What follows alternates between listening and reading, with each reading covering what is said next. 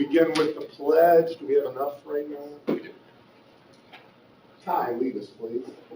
I pledge allegiance to the flag of the United States of America and to the republic for which it stands, one nation, under God, indivisible, with liberty and justice for all.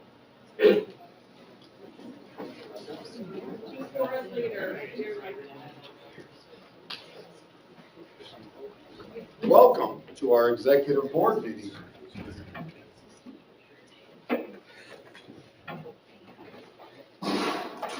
New appointments to the commission. Attorney Hollenbeck. A vital role. Yes. We have two appointment letters that have been presented to the commission, both of them in proper form, and it involves two mayors. Mayor Melton from Gary is appointing himself to the commission, and the mayor of Michigan City, Angie Nelson Deutsch. Deitch. Deutsch? Deitch. Deitch. There's And no hyphen. Deitch. Is also appointing herself to the commission, so welcome aboard. We look forward to working with you. It's wonderful for our commission when we had two quality members, so we're excited to have you. Roll call. Candace. Yes, since this is an executive board meeting, I will take roll call of the executive board and then afterwards ensure quorum, and then I will continue on with the reading and roll call. Kevin Brightsky. Here. Tom Dermody. Present. Denise Ebert. Bill Emerson. Here. Justin Keel. Present. Wendy Miss. Present. Jim Pressel. Lisa Rosenkrantz. Present. Tom Schmidt. Here. Jim Tunn. Present. We have a quorum, and we have 8 members in attendance. I will continue on. Kyle Allen, Dwayne Arndt, Jenny Byer, Thomas Black, Austin Bonta, James Burge, Here. Robert Carnahan, Here. Bill Carroll, Tim Clayton, Dinah Dumbras, Connie Grammarosa, Jonathan Haley, Keisha Hardaway, Bonnie Hawksworth, Tony Hendricks, Vanessa Hernandez Orange, Josh Huddleston, Kurt Jordan, Scott Kenyon, Peter Land, Tom McDermott, Eddie Melton, Here.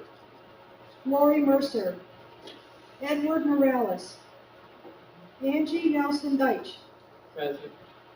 Randall Niemeyer, David Phelps, Here. Regina Riddell, Rick Rifa, Steve Stebar, Gerald Sweats, Sharon Zuito, Mary Tanis, Present. George Topple, Present. Andy Vesquez, C.J. Whitmer, John Yelkich. That ends roll call. We have a total of 15. Candace, thank you. We do have David Phelps from Beverly Shores. I don't know if we already got I called him. that. Okay, great. Public comment on today's agenda items, and we do not have any public comment. Approval of minutes of the February 15, 2024 executive board meeting. Do I have a motion? So moved. I have a motion and a second. Discussion. All in favor? Aye. Opposed? Motion passes. Report of the chair. I'm going to, in 1 minute, I'm going to turn over the idea and concept that Ty and I have had about the restructuring of committees, making them more efficient and not so many to the point. But before that, one of the things is the chair, as a chair that I found that I think is very important, when we're talking about NERC having $1.7 billion we just mentioned that we deal with in federal funds, we need the entire voice of northern Indiana, in my opinion. And I just am putting out to other board members, those that have issue or cannot make their attendance as a consistent attendance to be a part of the NERC meeting. I would like to reach out to those individuals and say, hey, maybe it's best that we put somebody else that's elected from your community to represent your community here at NERC. And, you know, I know we're all busy and sometimes the individuals that are appointed can't make it here, but it's so important that we have attendance and everybody's voice is heard when we're talking about dealing with 1.7 or more billion dollars. So unless anybody has an issue with that, I will be reaching out to some members that maybe haven't been here since 2023 and say, hey, is there an opportunity to either appoint somebody new or what can we do to have you attend? So number one. Number two, I also wanted to put out, I've heard many concerns regarding rail crossings. You know, LaPorte has been a primary, trying to think of the kind term of challenge with rail and Norfolk Southern, blocking crossings, putting people in danger, and we've heard that from other communities. And there are some studies that I think Ty will share with you, but what I'd like to do is also engage the rail community as a partner and not just bring them in to say, hey, beat them up, tell them how, you know, they don't work with other communities, because we've heard this, but say, how can we make real change, especially when it comes to crossings, and how can we engage the railroad, as hard as this might be, to be involved and listen to local communities. So my goal is to maybe set something up over the summer, begin having those conversations, and hopefully engage them enough that they'll take what we have to say seriously and be involved in our meetings with updates, but address the rail crossing issues and use Senator Murvan, Congressman Murvan, Congressman Yocum, to also make sure they follow through. So that's kind of my 2 points that I wanted to make today. Ty Werner, about the restructuring of efficiency of committees. Great, thank you, Mayor. First of all, on the rail issue, just to remind everyone, we did have a rail crossing task force that met for, I think, 4 meetings, however many years ago that was, and I really appreciate the mayor taking this issue up again.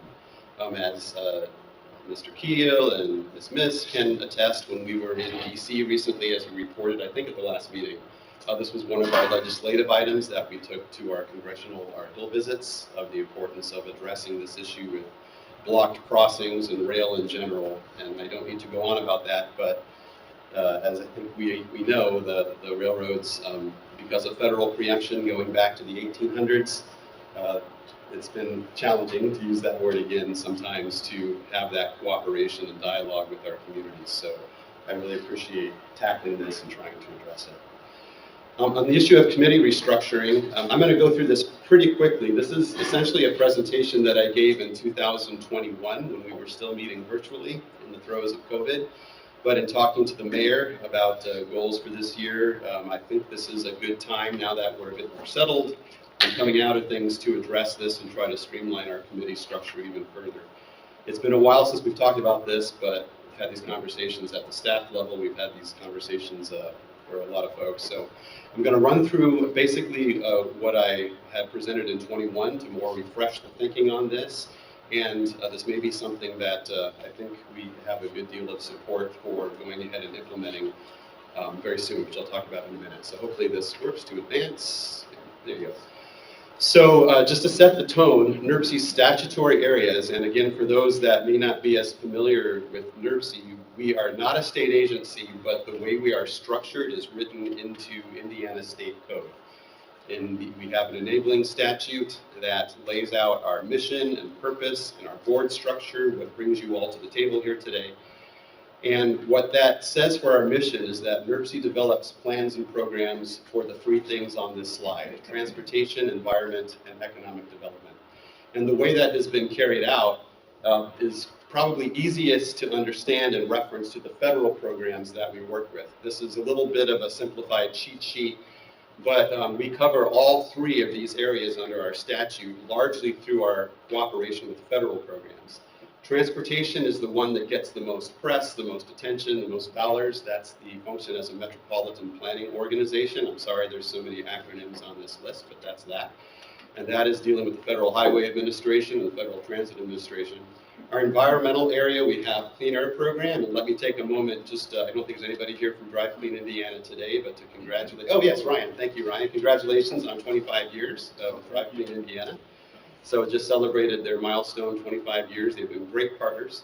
So in the environmental area, we have a Clean Air Program. We do brownfields work and other programs, largely through the Environmental Protection Agency, others like Fish and Wildlife Service, et cetera, for our Community Trees program that many of you have benefited from. So a lot of various environmental activities. And then in the economic development realm, we are now, as you all know, an economic development district as of 2019. And Dennery is going to be talking about an element of that later on in the agenda, but that is largely through the U.S. Economic Development Administration. So those are our three main areas statutorily: transportation, environment, and economic development, if you keep that in mind. So hold on to that, put a pin in those three areas. I'm going to come back to that very strongly. So this is the structure that was devised in 2015. That was when Blair Milo was chair of this commission. And our committee structure had not been revised for a long time before that, and was found to be particularly confusing in the way things interacted. And not to rehash some old things, but if you remember the Ileana Expressway and how challenging that was in that time, which I think was 2014 or so, or maybe even 14. That kind of brought to light some of the challenges with our committee structure, that there were some disconnects and some things that weren't working as smoothly. So this was a definite step in the right direction, but this chart was what came out of that 2015 effort. And I've got some chicken scrawls on these next few slides. So if you look at that area that's fanned right there on the left side of the slide, we developed a system of topical areas. I won't spend a lot of time talking about these, but the idea was that as projects and funding come through the MPO channel, the transportation funding channel, there'd be these different topical committees that would weigh in on those, and then those would feed into the technical planning committee. So there's the whole spread of topical committees we had. I don't expect you to read this. I'm flying through this very quickly. We had trouble going back to rail. There was a rail freight committee, and that we had trouble with attendance, to your point. So that committee got folded into, I know you probably can't read this, but to a surface transportation committee that Scott Weber on our staff heads up. And then we had another transit operators roundtable that in discussions, it really was about operations. It really wasn't a committee per se, so that sort of got jettisoned out of this structure. We had an outreach committee that was really challenged to get people to be on. I think some great folks, I think Bill Emerson was involved in this. I'm trying to think who else was involved in this. But that was largely to help, and Justin, I think maybe you chaired that, if I recall, or it was involved. Developed our public outreach plan, which was great work, but has not been a committee that's been able to sustain ongoing meetings. We had a local government assistance committee that was the idea to help smaller communities, which was great in theory, but was also hard to get attendance there. Our legislative committee has been very sporadic, often had trouble getting out ahead of the legislature, was often reacting to things that were already in place rather than sort of being a bit more proactive. And then our Finance and Personnel Committee has often, that's the C is for commission, the ST is for staff. Usually we had more staff at those meetings than commissioners. So that's how that's worked. So all that to say that over the course of time, things have changed a bit. This has become a little bit of a harder structure, which has created a kind of a sad situation with our committees, just in trying to figure out how this all works as most efficiently and the best use of everyone's time. What we were also finding is as we were tracking committees, a lot of the same people were just traveling from committee to committee. So it was like, why do we have all these committees? So again, keep in mind these three statutory areas, and I've started to group, and I did this in 2021, the committees that we currently have by the topics of our actual legislation. So again, you can read this list. This is the committees that we have in existence right now. There's 9. But then we have a request or charge, I guess you would say, from the U.S. Economic Development Administration. Currently, the commission functions as the Economic Development District Board, but they have expressed wanting us to have a separate Economic Development Committee that has a wider range of folks in addition to the public sector folks, also from private sector, et cetera. Then add to that revolving loan fund, which is for our, we're going to talk about this later in the meeting for the LaPorte revolving loan fund. I don't want to confuse things. There is still a regional revolving loan fund generated from CARES Act funds. So we have a need for a board, or have had a need for a board for that. But wait, there's more. We also have what I'll put under a topic of general leadership, which is Finance and Personnel, and Legislative Committee, and Outreach Committee on that chart. So add that up, there are 14 committees that NERC has had with very challenged attendance, various degrees of involvement, various degrees of engagement at those committee levels. So if you take those topical areas that I've grouped our committees into, transportation, environment, and because there was a land use component, land use committee that I grouped under economy, call that economy in place, and then a new area of leadership. This would be our 4 topical area, our 4 mission areas under state statute, plus an additional area for general leadership. And we have already seeded this, going back to 2021 and all. So with NWI 2050, our prior plan, we now have NWI 2050 plus. But we already had focus areas that have been also mentioned in NWI 2050 plus of, lo and behold, these exact same 4 categories: economy in place, environment, mobility, but transportation, and then a category we call people and leaders. So we've already been working with this construct, plus our website. Our very menu choices at the top of the NERC website are the exact same things: economy in place, mobility, environment, and people and leaders. In other words, we've already grouped our activities under these 4 subject areas. So the proposal is to streamline NERC's committee structure to basically just 4 subcommittees of the NERC Commission, falling into those key areas. And again, as a cheat sheet slide, and this is the last slide, that's how the current committees that we have would fall under those 4 topic areas. So that is a proposal I pitched in 21 that we've talked about since. The mayor has expressed some interest, not to put words in your mouth, but support for pursuing this. So just what would have to happen to actually integrate this structure is to do a bit more back-end work on the staff end to figure out some logistics of how to group these together.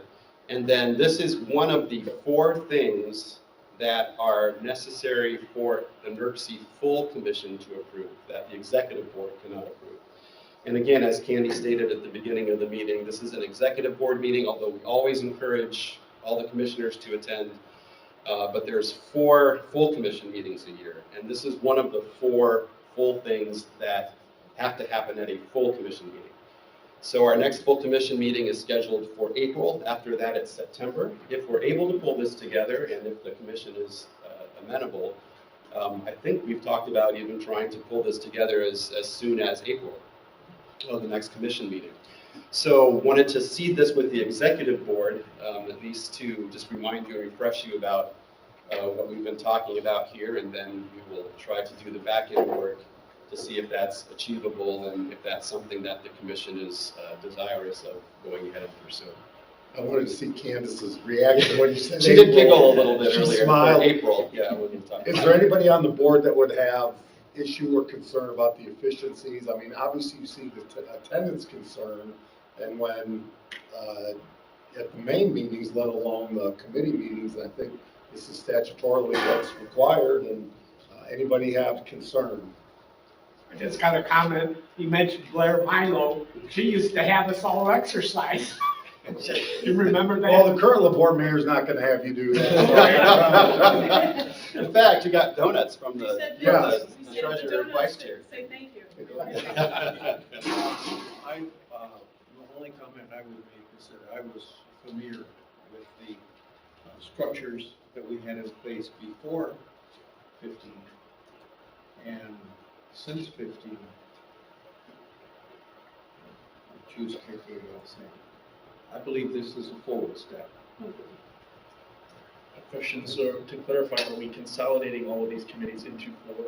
And then are there still other certain committees like T-Rock, Transportation Resource Oversight Committee, that are outside of this? That's a really good question. That's the element we would have to talk about. And my presumption, Charles is smiling back there, that's been a pretty established and I think effective group. So I think that would probably still be a, I'm not going to make promises. That we would probably still stick with that structure since it feeds into this 4-part committee structure. Maybe a good way to look at this 4-part committee structure is these are the T-Rock is really staff-led. I mean, not that there's commissioners that are involved in it, but that's largely a staff function with the staff of the municipality and counties. So maybe a way to look at this is these are the commission subcommittee structure. Have you put any thought into at what level you would allow proxy voting for the elected official?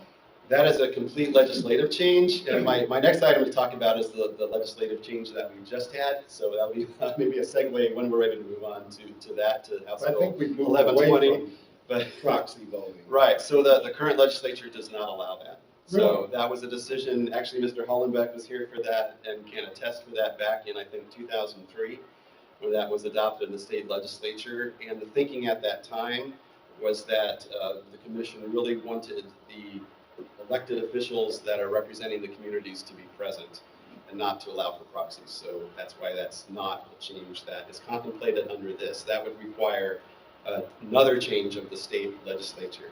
And I'll personally just give an opinion, having just been through that once. I'm not particularly anxious to go through that process again, but that would require another a state change to the statute. And especially when we're trying to get more attendance here, that would kind of defeat that purpose. So Just having To clarify, we're statutorily obligated to have elected officials present at these full commission and executive board meetings, but are we required to have commissioners vote and be members of the top 4 committees? Actually, no. Thank you for clarifying that. Thank you for that. That is actually correct. So the committee structure does not have that. Thank you. I was thinking about purely the commission level. And thank you. I wasn't thinking about that. For the committee level, that's not a requirement. So somebody at my level will still have value being here and with input, And I'm sorry, could you state your name? I'm Jeff Hewitt with Sherman. Thank you for being here, Jeff. Thank you for clarifying that. I misread that question. That's exactly right. The committee structure could be proxies. And I appreciate Justin clarifying that too, because when you have a proxy that's a PE, you definitely want them involved because of their expertise and training on the subcommittee that would be making decisions relative to their expertise. That's right. And a commissioner may be voting blind on things that they have no familiarity with. So That's right. I believe that that's a good clarification. I would argue that some of these committees, like finance and personnel, it does make more sense for it to be elected officials and actual commissioners. But I do wonder for things like head paddle, or some of these other ones where they're more specific and maybe we have people in our communities that would actually be good representatives for us to be in our place. So the commissioner being responsible for that appointee to be there. Yeah. And to impress on them the necessity of them being. So that's something we'll work on and hopefully be back by the end of April or by that meeting in April. Any other comments from commissioners? You talk about the railroad crossings. We have been trying to get railroad crossing gates put near our Hanover Middle School. And that's another challenge, but we're also trying to get stoplight put on US 41 on 141st, and our town engineer is going to work with NDOT in trying to make that happen. And we've also asked for one at 129th and 41, and we've turned in studies, and so I just wanted to look that up. Well, and I think we can use NDOT as a perfect example as a partner that shows up every meeting and, participates and listens and based on me saying that, we'll give LaPorte 10% more. But yes, it's, yes. But no, I think that's what we need to get from the rail, because right now they don't care about local communities. They don't participate, and they think they don't report to anybody. They're unimportant. Agreed, so. And when we widened 133rd at Cedar Lake, and the railroad told us if we walk on their tracks during that construction, they want us to have a hard hat, a vest, safety glasses, and steel-toed shoes. Other comments from commissioners? Thank you. Wendy Miss, Finance and. I'm sorry, do you have a few more? Oh, I'm sorry. Yeah, that's all right. Not to, I know Wendy's chomping at the bit Yeah, to ready to get to this, All right. our main voting item. Mayor Angie and I are excited about the report. I know, and that's great, right? I could save this for later too. I just wanted to say a few words about House Bill 1120. This has been discussed in email, but this is the first we've met, I believe, since it was formally, the legislature has closed and officially adopted this. So I'm just extremely grateful for this having gotten to the end of this last session. Don't need to recap because we've talked about it a lot, but just elevator pitch type summary. This change in our legislation, as I mentioned before, we are governed by state statute, even though we're not a state agency. Part of that state statute sets the local amount that we receive from the individual counties. We receive a local appropriation that is the local match for everything else that we do, and that has not been changed since 1992. So very grateful. This commission has adopted multiple times actually, but most recently, just prior to this legislative session, a resolution supporting increasing that 70 cents per capita to $1.50 per capita to make it closer to current value of today's dollars, because that 70 cents is worth about 32 cents today. And so this, I'm very grateful to Representative Hal Slager, who introduced the initial bill for this into the Indiana General Assembly. And as the mayor well knows, having been in that body before, things take their various turns. And 3 bills later, it finally ended up on House Bill 1120, which was approved as almost one of the very last bills at the end of the session, as Mayor Melton is very familiar with as well.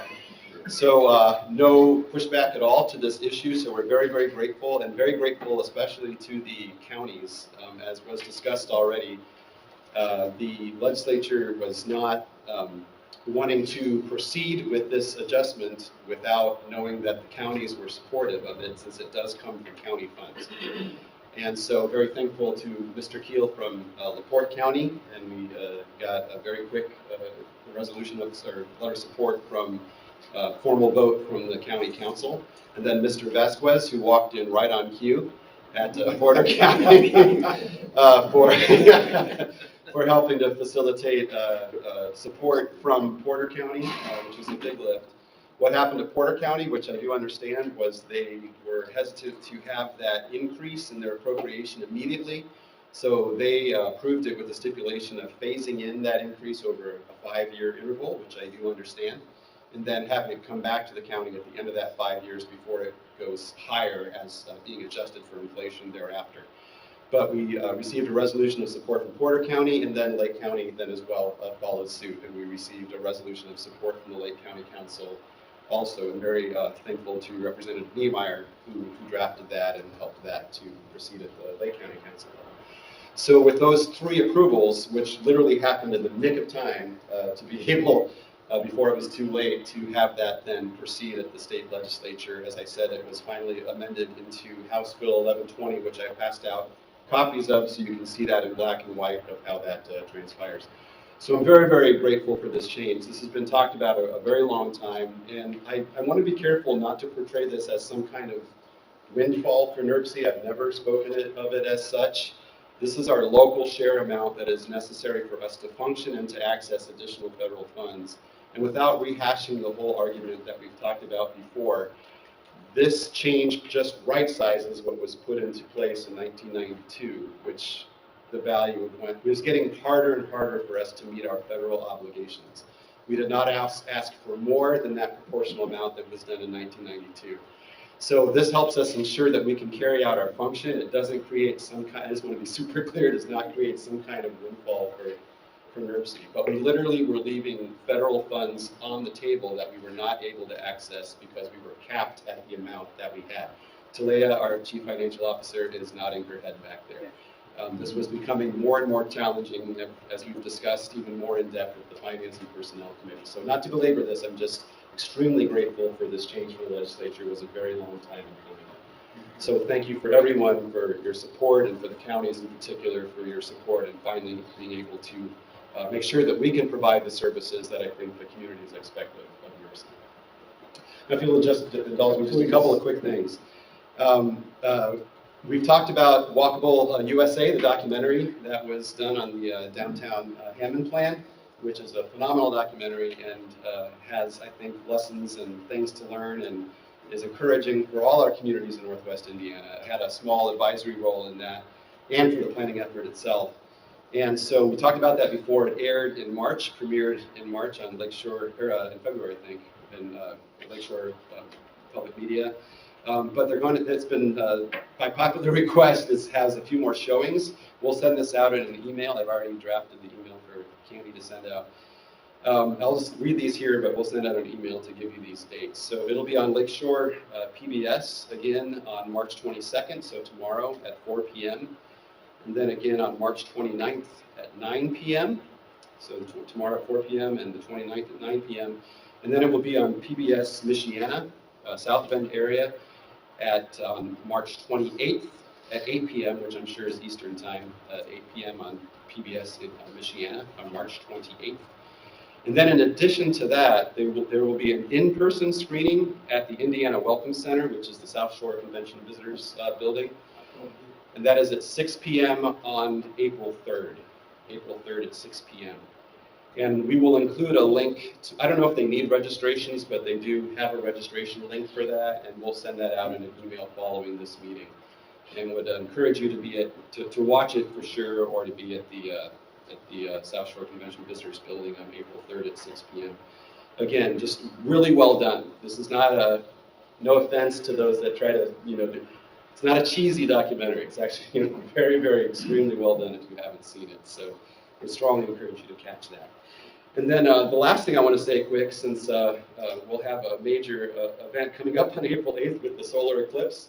If you remember, this time last year, having just come back from Purdue's Road School that they do every year in March, where they had a big session on the challenges faced with the eclipse and last year, solar eclipse, and how it created a lot more problems than I think people expected that time. So I think everybody is aware. I think the counties had some kind of meeting for strategizing for this, if I heard right. So that's coming up on April 8th. I believe it's like around 1:30 or so is when the eclipse happens. And just to say again, we're not in the totality, although we should, I think, get 95%, if I understand right, of the eclipse. But just reminding you of what we talked about a year ago, the importance of planning for that, and for folks that may be visiting Indiana to take advantage of that event. So thank you for Thank you, Todd. And make sure you wear those special glasses if you look at it. Yes, sunglasses will not cut it. As we talked about a year ago, some of the challenges were people literally having burned their retinas that then could not drive because they stared at the sun with inappropriate eyewear. So not a fun thought to do. Wendy Miss, Personnel. Hi, first of all, thanks to Ty and everyone for your efforts on the House and Build Act 1120, getting that passed. As the head of the Finance and Personnel Committee, I know that it's very important and it helps us as we look at our budget for the upcoming years. And I know how much work you put into that, how many calls, how many meetings, you, Mr. Vanderwood, and other staffers that really worked on that, so thank you for that. The Finance and Personnel Committee met this morning and we reviewed the financial reports for December of 2023 and January 24. We reviewed bank reconciliations and claims reports for December 23 and January 24. We found them all to be in good order. A motion was passed this morning for a presentation at the April 18th of 2024 full commission meeting. It will be a resolution to our General Assembly to address the cost of the State Board of Accounts audits to our local units and to ask for detailed invoicing from the SBOA. A more precise language will be forthcoming, so look for that in your next packet.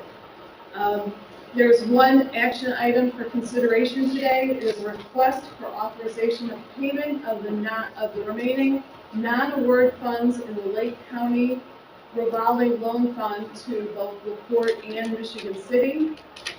There was a very good presentation by Dennery Kane. She answered all of our questions satisfactorily, and the committee is bringing forth this resolution with a favorable recommendation. Do I have a motion? Motion to approve. Second. Discussion? All in favor? Aye. Opposed? Motion passes. Then the last thing I have is that the next Finance and Personnel meeting will be held on Thursday, April 18th at 8 o'clock in the morning. So we'll see committee there. And Wendy, if it's okay with you, I'd like to, at least for my clarification, or I'll clarify that I don't know why local unions have to pay SBOA to come do audits that they require. And I think they need to relook at themselves, the state, paying to have their people come in and audit us, so. It was something, yes, as we reviewed the claims, we saw how much nursing had to pay, it created a conversation.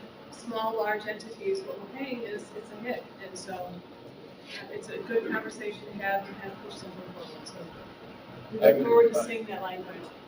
I concur with that. I believe they've got enough change down there to float that. And secondarily, we talk about how important that state enrolled act was, because we were leaving money on the table. Because we haven't adjusted or had the opportunity financially to take care of staff here in comparison, we'll leave a lot more money on the table if we don't address pay of the staff, using some of those dollars to keep the quality of people that we have here at NERC that are doing the work. And I think one thing that came out of that we have to continue to look at over this 5-year period is, incentivizing to keep our staff here by paying competitive wages, and we can't be afraid to look at that, because the cost of losing one of the quality people we have here is much higher than what the cost would be to put more competitive wages in place. Mr. Chair, I have to leave, but I'm going to. Mayor, please. I'm going to just acknowledge the group and say it's an honor to be a part of this organization. For the work there. Unfortunate to have me. Thank you. So Mayor Melton will bring the donuts next time. Kevin Brightsky, Technical Planning Committee. We canceled the March 5th Technical Planning Committee for lack of incidents, and I asked staff to update me on whether we're going to meet on the 2nd or the 9th evening. Mr. Manager, could you check the calendar for the next PTC meeting? So I think that will work. We can reschedule it from the 2nd to the 9th, if that's the desire of the chair. And we're going to go down to the 9th. I just want to make that announcement today, and there will be emails to follow up. I'd also like to mention that if you haven't seen it, Times published 2 articles of interest, actually more that should be of interest to this group, and it's a section called New Horizons about the future of Northwest Indiana. One of them was on the Bourne Highway, which you'll hear a report later today, NDOT. And the second one was NERC projects that transform Northwest Indiana, written by our own executive director. So I suggest you take a look at the Times. It was Sunday, March 10th, 24. So thank you. Yeah, Ty and I talked last night, so I guess you could. Thank you, Ty.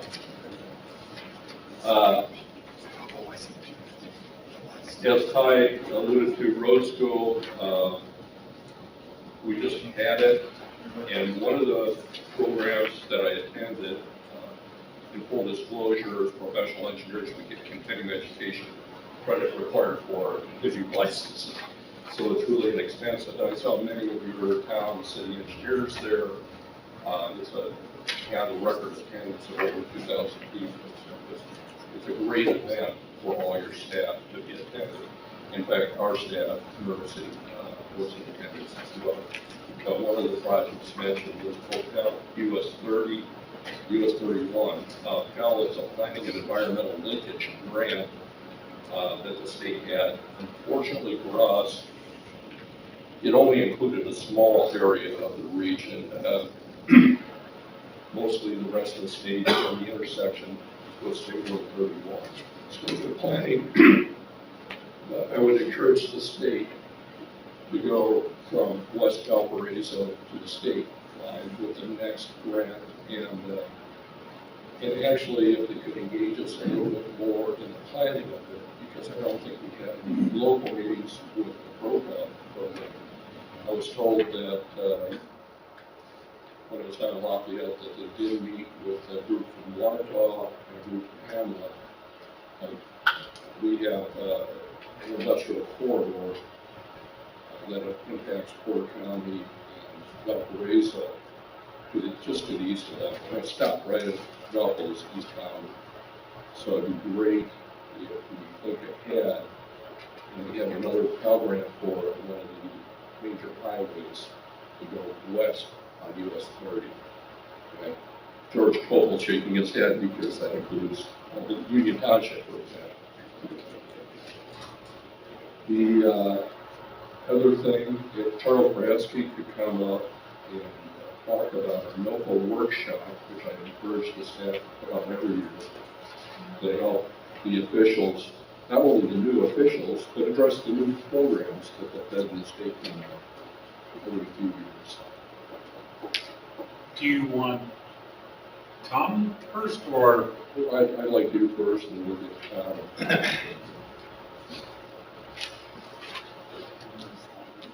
Sorry, Tom. No, sorry. Yeah, I would like to thank all those who attended, and their staffs. It was a good turnout. And personally, I think Denny Cobb, who's an engineer who represents many of our communities, he's kind of the old timer.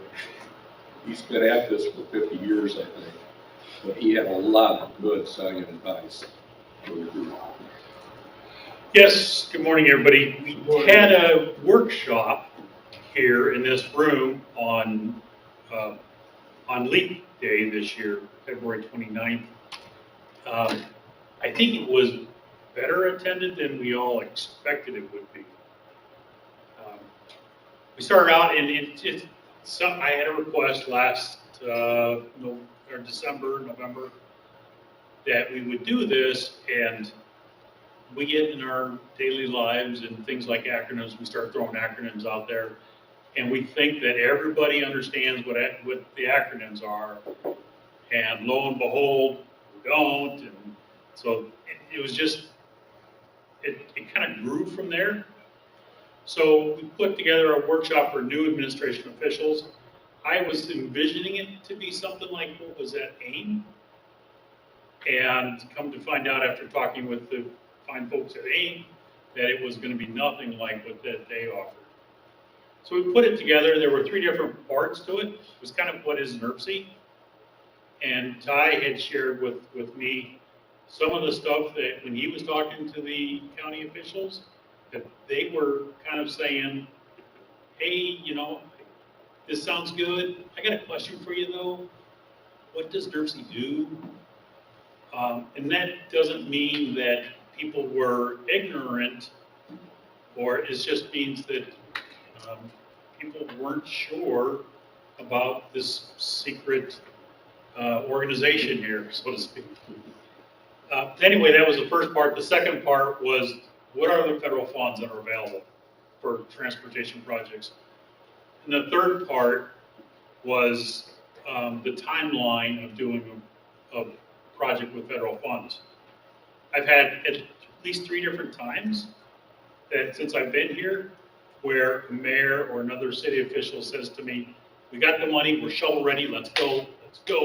let's get this project going. We can have it let tomorrow. My response is, no, you can't. And they say, yeah, I'll just call it Milestone, or I'll call it Walsh and Kelly. And it's like, no, no, no. So they kind of, we just had to step back and tell everybody that if you take the federal funds, it is probably a 6-year, 5-year process. It's just, so anyway, we were originally thinking there were going to be about 50 people here, but this room was packed. We had 62 people, 63 people that we counted that were in this room.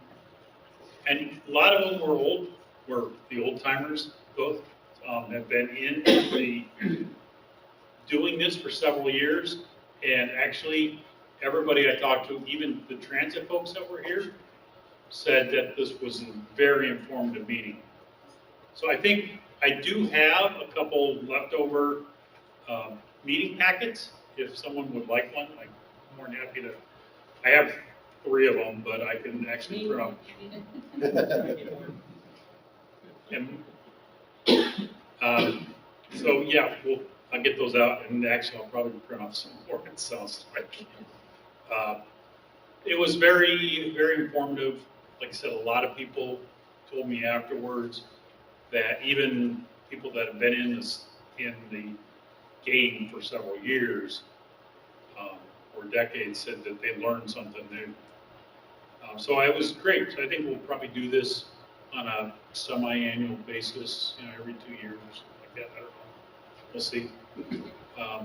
It was the first time we did anything like this. I wasn't really sure what we should do, but it turned out to be pretty good. Is there anybody else that would like one of these? I would too as well. I could leave with. And I'll step out and print off more copies. Great. Why don't you do that, but then we can also just send the PDF of this out to the commissioners afterwards. Okay. I would also like to thank the staff's effort, particularly Charles, but all the staff did a wonderful job. It surprised me the numbers that turned out. And hopefully next time we'll have all the emergency commissioners at that meeting, because it gives a better understanding of not only what your responsibilities are, but what the staff here does.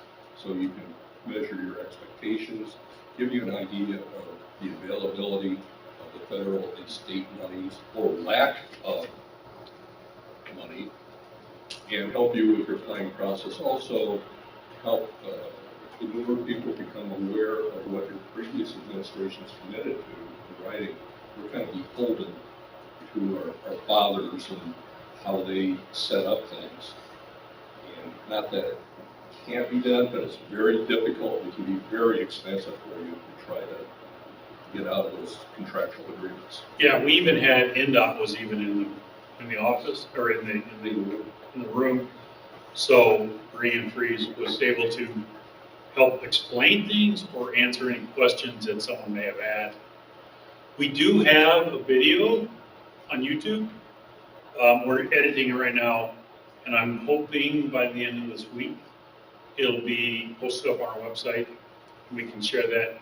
So when we do, we'll probably put that in when we send it out to all the commissioners, that video. It'll probably be like 2 hours. And honestly, it was at 2 hours and 15 minutes. And I think only 2 or 3 people left before the end. So I think that that shows you the volume of information that was shared that morning. So when we send out the link, then we'll also put in the PDF to all but I'll go make some more copies of this. Yes. Thank you for acknowledging the AIM conferences, because the one at Fair Oaks and the boot camp, newly elected officials, way more than we ever expected, but it was so nice to hear from all those folks. I'm still hearing from some of the people just saying, we want to keep in touch and know what's going on. So all of those are educational opportunities for people. So thank you. Yeah. And I'll reiterate what Charles says. Thank goodness Brianne was there, because there were very specific questions that she could answer. So thank you, Linda, for sending people to help us out. Thank you, Charles. Now we'll go to the agenda with the presentation of the NW 2050 Plus and Traffic Improvement Plan Approval Update. Thank you. So some of you may recall that last month you approved 2 items conditionally. Those were the Air Quality Conformity Determination Report and the fiscal year 24-28 TIP amendment. So what I want to do today is just give you a little bit of background on why those approvals were conditional, and then give you an update as to where we are on meeting those conditions and the status of the final approvals. So what I have here, I just have one slide. It's kind of a timeline that shows where we came from and where we are now. But kind of by way of background, I'm going to start in the past a little bit, even before I was here. I was here on Earth, but not here at NERC.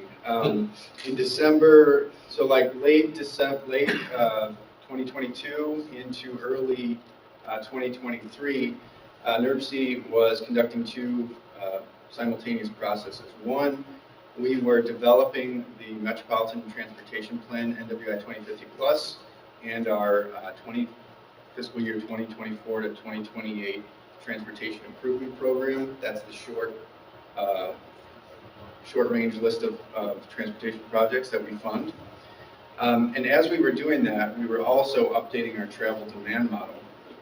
And our travel demand model is what we use to demonstrate our air quality conformity, meaning we have to determine whether or not the investments that we make in our transportation system are not exceeding the motor vehicle emissions budgets that we have set for our region.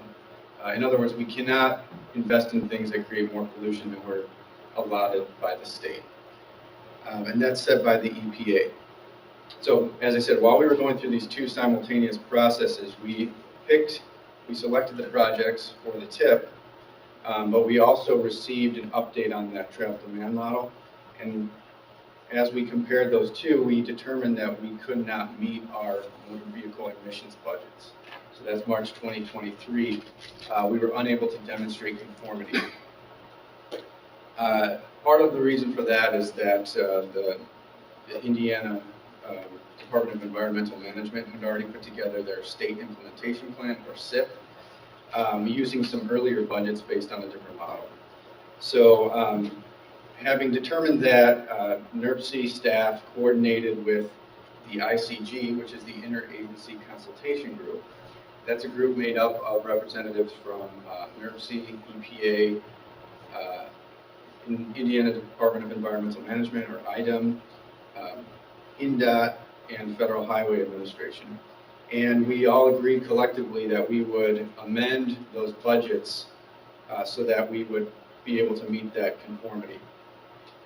Now, having done that, or with that sort of assurance, NERC went ahead and adopted our long-range plan, NWI 2050 Plus, and our 24 to 28 TIP at the agency level. Now, we knew that we would adopt it at the agency level, but it wouldn't be recognized formally by either the federal government or the state until we had that air quality conformity determination. So what happened at that point is that our old TIP expired. That's the 22 to 26 TIP, but we were given a grace period of 1 year. And that meant that we could still continue to fund projects that were in that TIP. However, we couldn't amend that.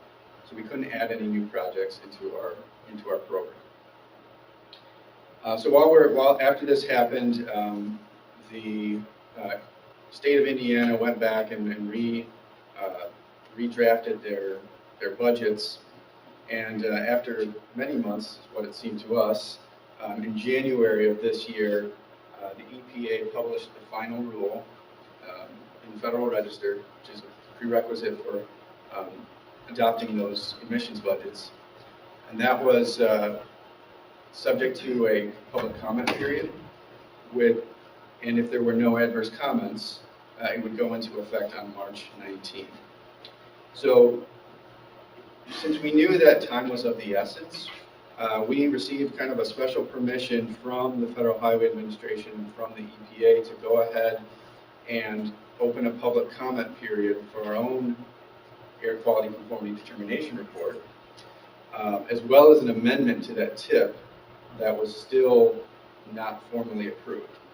And what that allowed us to do is essentially stack up the dominoes. So once the EPA budgets were effective, then all of those other approvals would follow. Okay, so that was in January. And then in February, we presented, we also opened up our own public comment period for both of those items.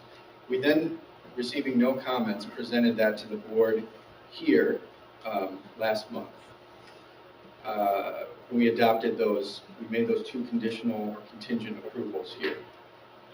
Now, on March 19, the public comment period for the revised emission budgets concluded, and there were no adverse comments. So that's where we are now. As of March 19, Federal Highway has initiated the formal consultation. So basically, they've asked all the other agencies to comment on our TIP amendment, on our air quality conformity determination, our NWI 2050 plus long-range plan, and our 24 to 28 TIP. The deadline for comments from that group is April 5th. We're not expecting any comments since we've been in very close coordination with all of those agencies throughout this process. And so provided that we receive no comments, at that point, Federal Highway will issue a conformity determination letter. And as I said, those dominoes will all come tumbling down, and our NWI 2050 plus and 24 to 28 TIP will be in effect. So there's one more step. So at that point, because our original 24 to 28 TIP is in effect, the amendment that was approved last month will then be subject to a 7-day review. And because there are no, all the projects on there are exempt from air quality, I mean, they have no air quality effects. Those will likely be approved as well within 7 days. So that's where we are. We think once we've completed that, we'll sort of be back on a regular schedule of amendments and approvals, and we won't be expecting any more conditional approvals in the future. In my opinion, staff is going above and beyond the bureaucracy, kind of slow this down a little bit, but it's all something that is overcome. So by the April meeting of this body, we should have a positive result. Thank you to the staff. Yeah, and so that what that means is we can now begin amending our TIP as needed, you know, based on our schedule. We're not in a grace period anymore. We're just free and clear to do as we make money. I'll take any questions if there are any. And that concludes my report, Mr. Chairman. Thank you. Matt Deitchley, INDOT. Morning, everybody. I would like to extend a special welcome to Mayor Nelson Deitch. As a fellow Deitch, I know I share your challenges with pronunciation, but spelled a little differently, but we all have the same challenges. So I was Deitchley a lot in high school. So moving on, I did want to mention, you know, spring is officially here. Obviously, construction barrels are blooming very soon if they haven't already in your area. So we have a robust program for this construction season, so bear with us. We'll hopefully be giving you plenty of notice about that. I did want to mention too about the eclipse earlier. INDOT is working very hard to make sure we remove all construction project restrictions that we're able to remove. Obviously, there's a bridge out, we're probably going to keep that blocked off. But beyond that, we're going to try to remove as many restrictions as we can for the eclipse because of all people traveling through the area. If you attended road school last week, then you heard, hopefully, Commissioner Mike Smith, INDOT Commissioner Mike Smith, talk about buckle up, phones down. I've got my little pin on right here. It is an initiative that Indiana, the state of Indiana, is pushing very hard to help reduce injury, crashes, and fatalities on our highways, and also across the locals as well. So one thing that Commissioner Smith has made a goal for INDOT is, and actually and the locals as well, is to reduce serious injuries and fatal accidents by 25% in the next 10 years, which sounds very ambitious initially, but if you look at some of the statistics, there's a really quick and easy way we could solve a lot of them. I don't know about you folks, I was raised to buckle my seatbelt, or I didn't feel normal in the car if I wasn't buckled. In fact, I was probably yelling at my mom before she backed out that, I'm not buckled yet, don't start. But believe it or not, there's still 6% of motorists that don't buckle up. And while that seems low, 47% of those killed in crashes are those not wearing their seatbelts. So something as simple as getting those 6% or even 4 of those 6% to start buckling their seatbelts is a significant change in those fatalities and serious injuries on our highways and on your local roads as well. So I hope you'll join me in pledging to buckle up, phones down, which is what Mike Smith, our commissioner, is talking about. We do have a website, bupdin.com. So if you have a keen eye, you'll notice that's buckleupphonesdownindiana.com. bupdin.com, where you can take a pledge and promise to do that as well. So I would encourage everyone to really get the word out there, share that on your social medias. It's an important initiative, and we can really do this if we all work together. In that vein, last month, Adam Parkhouse was here and mentioned, I know Ty talked about as well, our district safety summit, our statewide safety summit back in January. Several folks attended this all-day event talking about how we can improve safety on our roadways, not just INDOT, but everyone. So that is an initiative that we are going to then spread to the district. So we do have a date, May 29th in LaPorte will be our LaPorte District Safety Summit. So I'm going to encourage all of you to attend. Invites will be going out in the near future. Again, the goal here is to reduce injury, accidents, and fatalities. What I'm going to ask you, if you are planning to attend, is that you understand that this is not going to be a lecture from INDOT. This is going to be a conversation amongst all of us. So we will definitely have some locals that will be reaching out to in the next month or so to take part in some of those presentations. The entire intent is to ask everyone to wrap their minds around every project can be a safety project. So whether you've got a resurfacing, a chip seal, whether you're just improving a little bit of signage, take a look at that entire corridor and what are some small initiatives you can do to improve safety on your roadway. So we'll give you some ideas to get your mind going in that direction, but I really encourage everyone to attend that. So more to come, more information coming next month.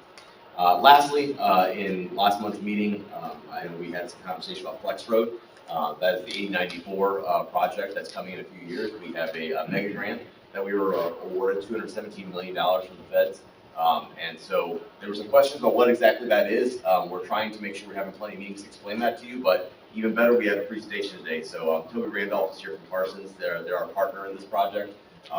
It's a great initiative, but I will reserve my words because Toby will obviously that. So, thanks, Matt. Thanks, everybody, for allowing us to come up and share a little bit about the project that's going to happen, that's going to affect, all your communities along this route. And so, like Matt said, I'm Toby Randolph. I'm a senior director with Parsons, and we, have been doing this job for a long time now. And so, I just want to kind of give a project update, overview of the project, quick overview of what it is for those that don't know, and then go through some of these traffic systems management and operations strategies. So you'll hear me say TSMO a lot. And so that's what this project is along this corridor.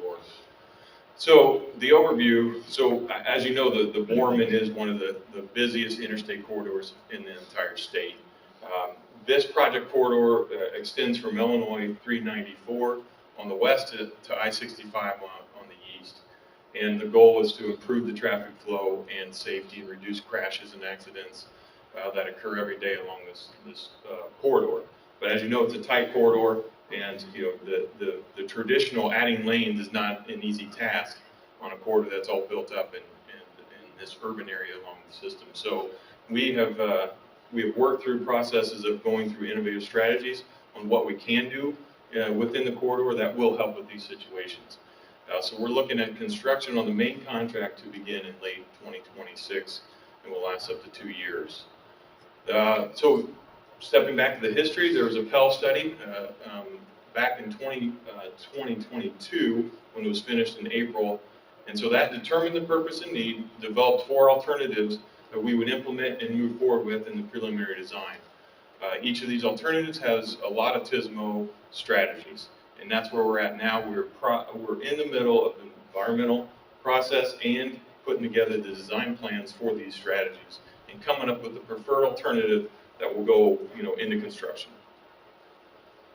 So this is just an overview map. You can see on the west side 394 and I-65. It's 14 miles. It's a huge corridor, long corridor, and some of these strategies, as just mentioned on the map, is what I will go through, from dynamic shoulder riding, ramp metering, improvement along the whole corridors for signing, pavement markings, everything. So I'd like to show this picture, and this picture of the Borman right now. Notice two things: the amount of trucks that are on the roadway and beating up the pavement, and running small cars off the road, that kind of thing. And just the confined space. You go from concrete barrier wall to concrete barrier wall, noise walls. You can see when you have an overhead sign structure that even one of the foundations is on the outside of the noise wall. So this is the corridor we're trying to deal with and try to design in. So I mentioned a lot of the TSMO strategies. The one geometric improvement we're doing is kind of on the eastbound on the Borman, from the Broadway to the I-65 interchange.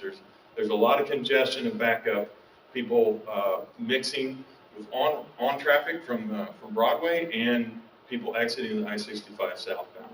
So that in our model, in our traffic model, we found that to be a very area that we had to deal with. So we do have some improvements there. They add the capacity. Just get to a graphic. We're going to add a third lane to the exit for I-65 southbound, and then that will hopefully carry the aux lane all the way back to Grant Street. And then at Broadway, we want to eliminate the northbound to eastbound ramp, because there's a lot of weaving that happens, and combine the two entrance ramps together using the loop ramp. And so what that looks like in reality is removing this lane, this exit ramp, creating a new intersection here to where if you're going northbound, you're going to turn left and go on the loop ramp, just like southbound does. Now, that intersection has not been determined, whether it's a signalized intersection, a roundabout. There's options there whether we're evaluating and trying to determine the preferred option there. But that will help get more weave in between the two ramps, open up, and hopefully have a safer drive for it. So in going through the contract, we really NDOT wants to maintain the existing ITS system and monitor the traffic during construction. So we've broken out the contract into two construction packages. The first one we've called the Advanced Preservation Contract. And basically what that does is line the corridor with new conduit, new fiber optic, new bolts, whatever is needed to maintain the existing system, the existing cameras, the existing, everything that has to go with ITS. And so that's what this one does. It should have minimal impacts on traffic, but it will go in a March letting of next year, we hopefully, and get that out of the way, so that's all monitored for the main contract that comes next. So in the main contract, like I said, we have the interchange improvements, and then we have a 5-mile section of concrete pavement restoration, and you guys have seen those projects before on that corridor, so this is not much different, but just to restore the pavement back to and get some more life out of it. We will reconstruct the inside shoulders, because that's going to be a new temporary travel lane. In the areas where we have curves, the super elevation is in the wrong direction, so we need to correct that if we're going to be running traffic on it. And then all the TSMO strategies will have overhead gantries. These things are huge. I've got some pictures of some of those. So what we tried to do was maximize the efficiency and safety along the existing corridor the best we can within the existing footprint. We have no right-of-way that we're buying as of today, and we hope to keep that and stay within the footprint and just do these strategies. So during the Pell study, we had 4 alternatives that were studied, and right now we are looking at alternative 4 in the environmental document as the preferred. It's not approved yet, but this is where we think we're heading in the project. And you can see at the top all the TSMO strategies that can and will be implemented on this job, from a dynamic shoulder lane to incident management, ramp metering, the interchange improvements, dynamic lane control, etc. So I just want to go through a few of these strategies. If you've driven around in the region, you've seen some of these. But the dynamic shoulder lanes and lane control is the existing inside shoulder. We're going to improve that to make that a lane that can be opened and closed. And so what basically during peak periods is where we would open that up. People can travel in it, and it opens up capacity along the corridor. It hopefully helps with the queues. You have accidents, it's another lane to use, etc. We have a lot of physical obstructions as noted here. To get that built, the large foundations of the median have to be done, etc. But we're moving forward. We're not going to improve the drainage per se. That's a huge, costly undertaking. So weather events will close that lane down as well. It's not going to be open 24 hours by any means. If it's a rain event, it's probably going to be closed. Snow event, it's probably going to be closed because we need to store snow, right? So it is really a peak kind of congestion area, in perfect conditions. The variable speed limits as well, we want to make sure that the corridor is flowing better. And if you can notify people in advance that there's slow traffic ahead and get them slowed down progressively by 5-mile increments, that will help with the queue and is proven in our traffic model to help move traffic along and not have this big backup and accidents happening in the back of queues because they're going too fast.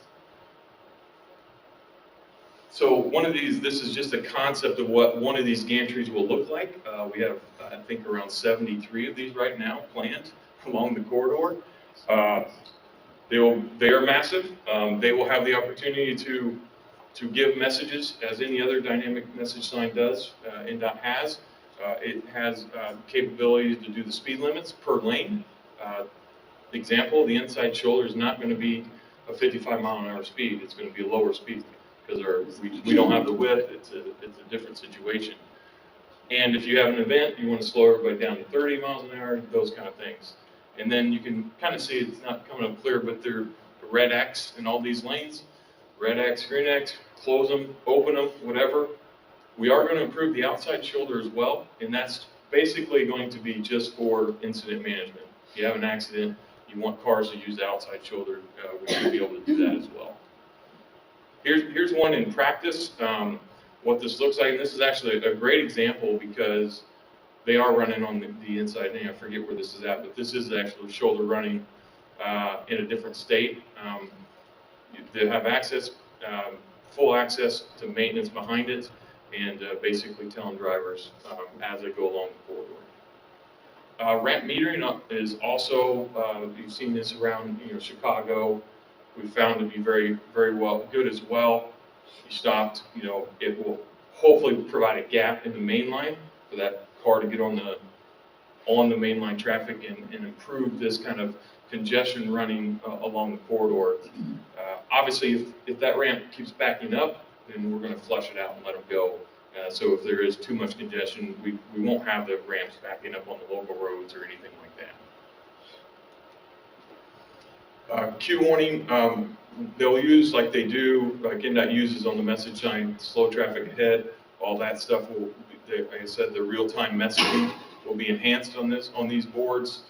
And then event management, like I said, if there's an accident, they can be using the outside shoulder, they can close lanes in advance, get everybody over where they need to go before they get to the incident, instead of waiting until everybody gets over at the end. Also, we're going through a program of incentivizing towing companies. How can we get them out there quicker, get it off the road quicker, and so we get the traffic moving faster. So that's also, and then enhancing, Hoosier Helper, as well along the corridor. So just a little bit, Tismo is in the area. The tollway has dynamic shoulder lanes. Chicago area has ramp metering. The toll road has the variable speeds and queue warning with their dynamic message signs. And then the closest probably what we're going to do is similar to the US 23 in Michigan. They have all the different Tismo strategies going on there as well. So it's not new, it's just new to Indiana. And we really feel like Indianapolis has the first Tismo job going in on the southeast side of the of the city on 465, implementing similar things. And we think it's going to be a great benefit here to move traffic along this corridor. So our next steps are public meetings probably this summer to go through our preferred alternative as part of the NEPA process. We're looking for NEPA to be done this year, finalized early next year. A formal comment period, public hearing will all be held later this year. And construction on the main contract, like I said, is going to be winter 2026. Expected to probably take 2 years to do all the work that's necessary. We have a very good website if you guys haven't visited. It goes through these strategies in more detail and more benefits and of why they work and why they're implementing on this job. Social media, if you're on that, we definitely are on that and active on that.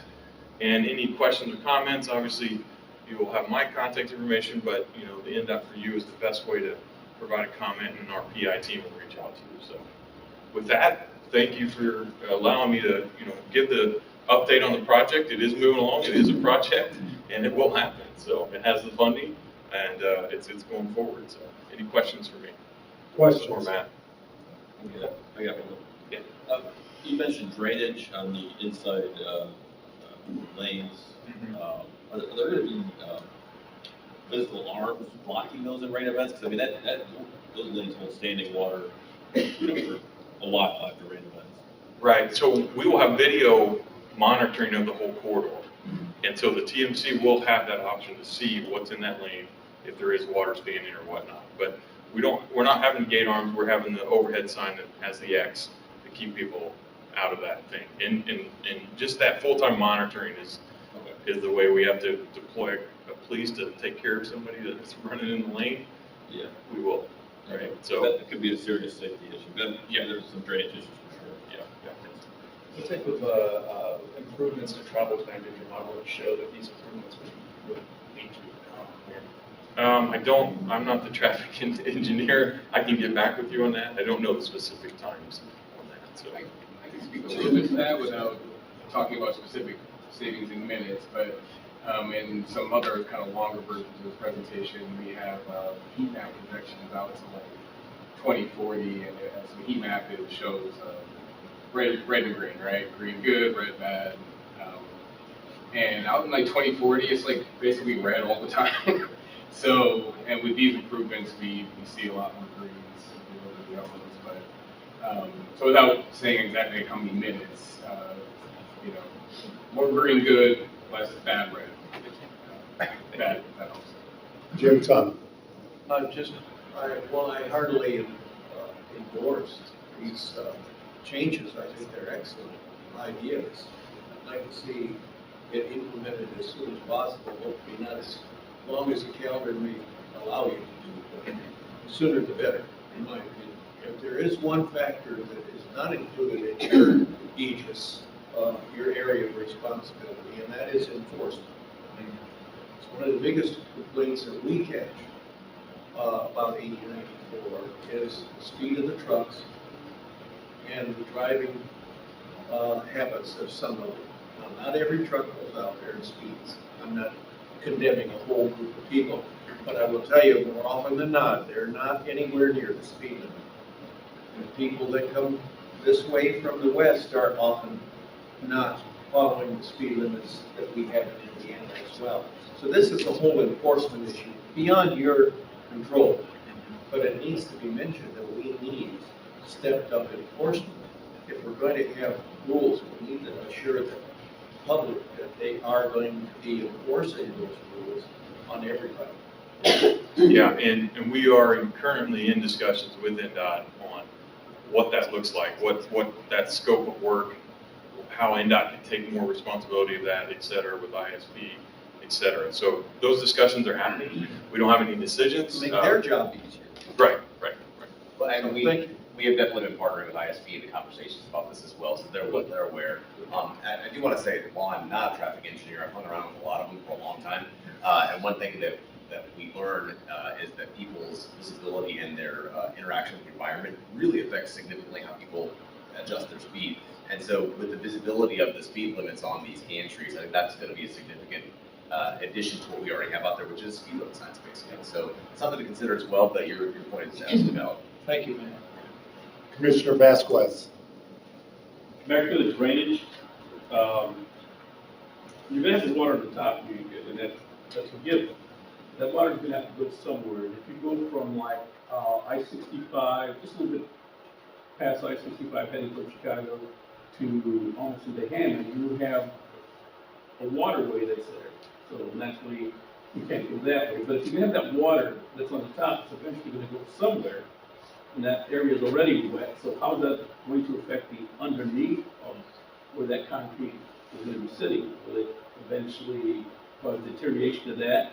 And if so, because of the amount of traffic we have on 80-94, if that were to collapse by any chance, say 5, 10 years down the road, how much of that area would it take? Or is that an engineering question that at this time you never will answer?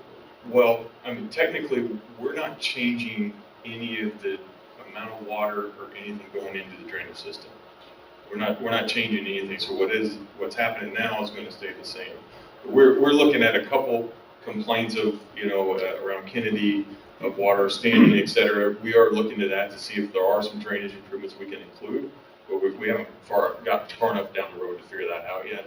But as far as the whole corridor in that shoulder lane, we're not changing, the amount of water that gets in there. So that's why we don't have to go in and change all the drainage, because it's everything's the same. We're not adding pavement per se, because we're staying within the existing pavement. So it's just handling the way it does now. It's just with that water spreads into the shoulder, and obviously we can't have traffic running into water that's standing in a shoulder. Right. And for what it's worth too, INDOT will definitely adjust our maintenance work and the drainage flushing that we typically do as we change the structure of the road. So if there is something that we need to do in addition to our already maintenance activities, we're going to do that. Yeah, that brings a good point. I mean, they're going to have to monitor this corridor a lot more closely. When that mattress flies off the back of the truck, it ends up in that shoulder. They can't leave it anymore. Not that they do. but they will know about it immediately and be able to deploy the proper people to get out, clean that shoulder lane off, or close it and then take care of it. Commissioner Birch. Along that same line is it seems like a lot of the debris in that shoulder area, and I like the dynamic shoulder aspect. I think it's awesome. But the low and semi-tractor trailer tires, the large chunks that could cause an accident. In any area where there's a lot of congestion and trucks, we have that. But it sounds like your video monitor then will address that. It's going to get those quickly. Yep. Okay, that's the plan. Improvement anyways. Yep. Other questions? Thank you. Thank you. Thank you. Matt, thank you as well. Other business. I've got some questions for Matt. Robert Carnahan. First of all, I got from INDOT about a closure on US 30 in between Maryville and Hobart. Could you explain that a little bit? Off the top of my head, Adam, US 30 closure in the Hobart area, so there's a lot of work in the Hobart area, but on 30, I wasn't remember that off the top of my head. 30 in Hobart? I have to look into that. I don't know. Right, it's kind of it's shown on the map, Maryville and Hobart. Oh, on US 30. yes, I'm sorry. It's not a full closure. We got some work. Yeah, it's just lanes, I believe. Yeah. And it's during overnight? It's not a full closure though. No. It's restrictions. I think we're doing some kind of resurface or some concrete work or something. I can look into that. I can try to get you an answer. But then on my Apple Watch, it just popped up that State Road 2 is going to have some closures. Yes, that's correct. I got it myself as well on mine. So, and honestly, I will tell you this. Forgive me of my lack of knowledge sometimes off the specific projects. When I was in Adam's role, I knew everything like the back of my hand, it seemed like. And now as I've kind of gone to this role, I went to go, hey, Adam, what is that again? So forgive me. It's not, we have a large district. So, Adam, State Road 2, are you aware what's happening specifically about? Yeah, there's going to be a closure. I think it's in the Lowell area. Okay. That way. Bridge. It's a bridge. Yeah. I think a couple of months is the anticipated closure. That's all right to you. Lane closures for resurfacing. Yeah, there is a full closure though coming in Lowell. And if commissioners or elected officials want to check have questions about this and do not want to wait till the nursing meeting, how do they get those updates? You can always sign up on IN.gov, what is the Gov delivery? Yeah. Current method. Yeah, Gonna change fastest way to do it. Yes. We'll get you the information again. after. And my third thing is, on 133rd, approaching US 41, at 3 o'clock in the afternoon, we are getting traffic backed up to the railroad. And that's because school, and 133rd is becoming a horrible spot. Went to the post office at 7 o'clock in the morning.